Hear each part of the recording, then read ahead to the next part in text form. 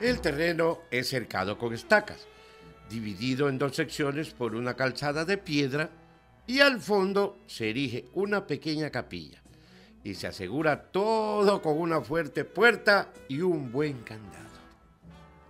Las personas inicialmente no quisieron enterrarse en este panteón y de hecho quedaba muy lejos de la ciudad. Se tuvo que construir un camino que se llamó el Camino de la Legua, porque había una legua entre la ciudad y este lugar nuevo, pues que se había destinado. Ahí estaba aquel terreno con su capilla, pero fue en 1822 cuando el Cabildo le solicita a Juan Francisco y Casa un diseño y un presupuesto de la obra.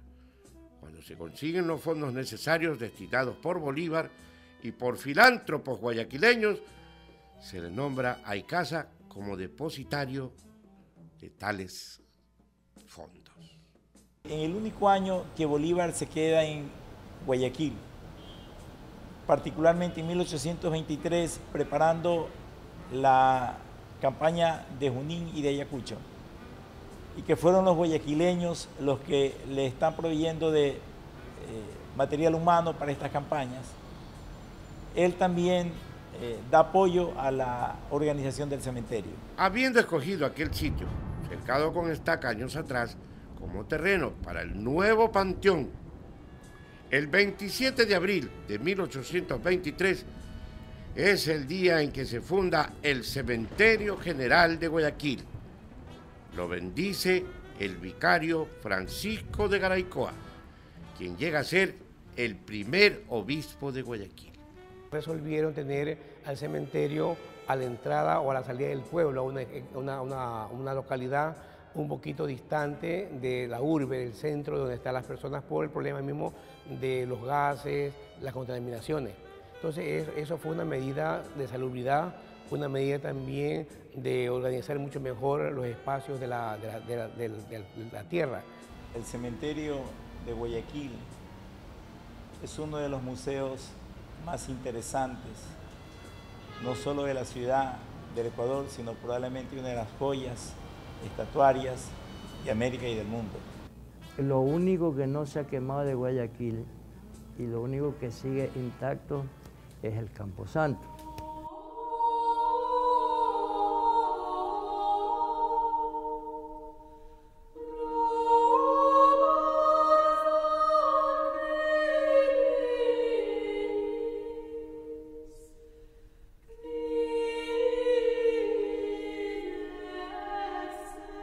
Aunque la inauguración del Camposanto fue en 1823, se conoce que la tumba más antigua data de 1831 y es de la niña Juana Correa y Pareja, fallecida en aquel año.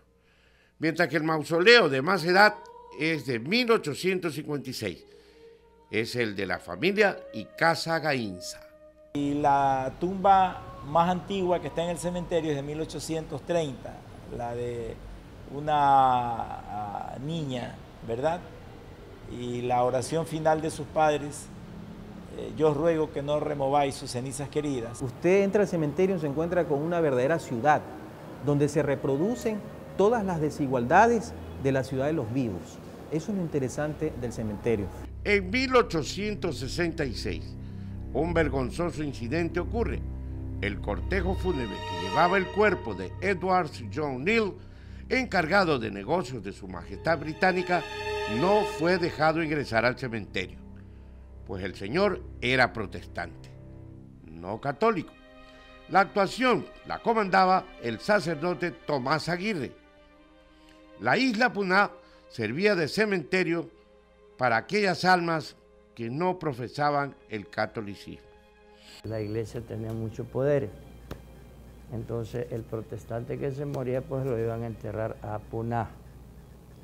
Entonces ya eso traía muchas fricciones, pues, porque por ejemplo muchos gobiernos europeos eran protestantes, ¿no? Ingleses, alemanes, etcétera, etcétera, y eso traía serios problemas, ¿no?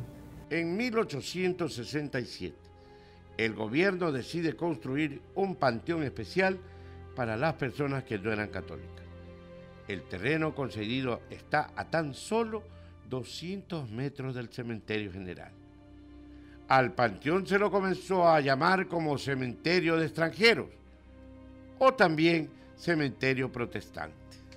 Entonces le dan un lugar a 200 varas de la puerta, que entonces era la número 1, que ahora es la puerta número 3, para que las almas no se mezclen, las almas de los que eran católicos con los que no eran católicos.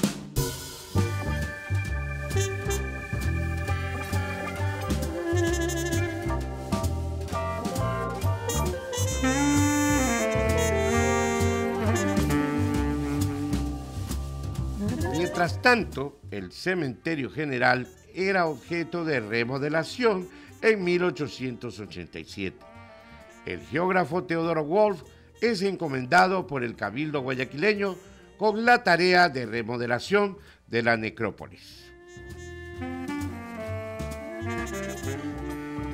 La organización y disposición de los distintos espacios que conforman el cementerio general o cementerio patrimonial la planteó Teodoro Wolf en 1887. Y era la idea de que a partir de una puerta de entrada y un eje, ¿no?, de organización, que es la puerta 3, que luego se llamó la Avenida de las Palmeras, en la puerta 3, a partir de allí se vaya estructurando y configurando todo el cementerio de Guayaquil. Tenemos la zona de los mausoleos, que es para las personas más pudientes, la zona de los cuerpos de boda, que son para las clases medias, y las zonas que teníamos pues de las sepulturas en tierra, en el cerro, que eran para los más pobres. Cuando en 1888 se instala oficialmente la Junta de Beneficencia de Guayaquil, se le es entregada la jurisdicción de hospitales, orfelinatos y el cementerio general. En 1924 llega a Ecuador, procedente de Italia, el escultor Enrico Pacciani, quien había sido contratado por José Abel Castillo, director del diario El Telégrafo, para que hiciera un monumento funerario en la tumba de su hija Celeste Graciela. Pero Pacciani tuvo una particularidad. Viene acá invitado por don José Abel Castillo para hacer el mausoleo de su hija Celeste Castillo. Y él le pone el epitafio: vivió adorada y murió soñando, ¿verdad? A los 21 años de edad, ¿no? 25 años de edad. Pero el hecho de que Pacciani haya venido acá, él crea una escuela escultórica. Las personas quieren eternizar a los que se han adelantado a través de una estatuaria. Y usted ve allí los mejores trabajos en mármol tallados en memoria de un muerto. Muerto grande o muerto chico, pero en memoria de alguien que se fue.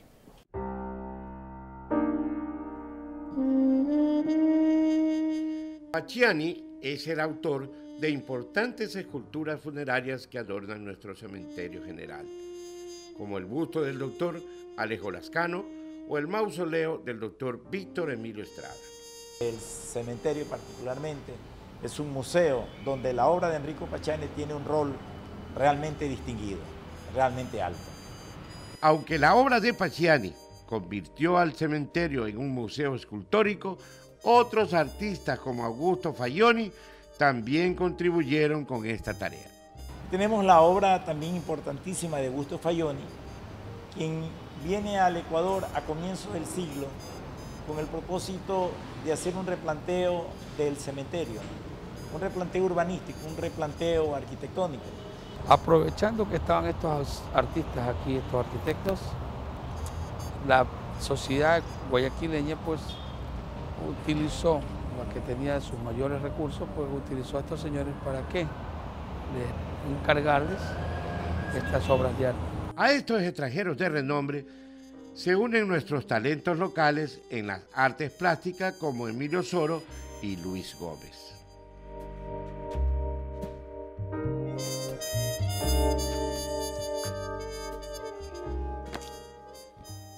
Ay, todo el día caminando buscando esa tumba y no la encontré por ningún lado. Yo creo que la voz misteriosa tiene mucha razón de todo lo que me ha dicho. Ay, cuántas historias he aprendido caminando entre tumbas y mausoleos. Ay, me quemé. Ay, ay, ay.